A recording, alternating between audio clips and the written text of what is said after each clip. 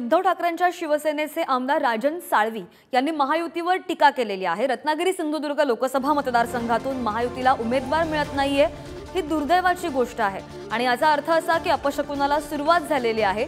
कोकणाच्या जनतेचा विश्वास हा उद्धव बाळासाहेब ठाकरे यांच्या पाठीशी आहे आणि कोकण हा शिवसेनेचा बालेकिल्ला असून खासदार विनायक राऊत हे विजयाची हॅट्रिक साधतील असा विश्वास त्यांनी व्यक्त केलाय।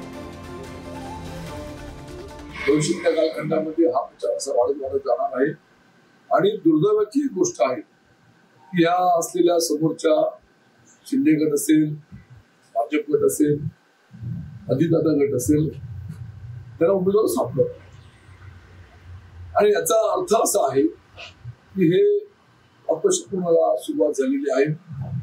निश्चितपणे ही कोकणची जनता यांचा विश्वास वंदनीय शिवसेना प्रमुख बाळासाहेब ठाकरे आणि शिवसेना पक्षप्रमुखांवरती आहे।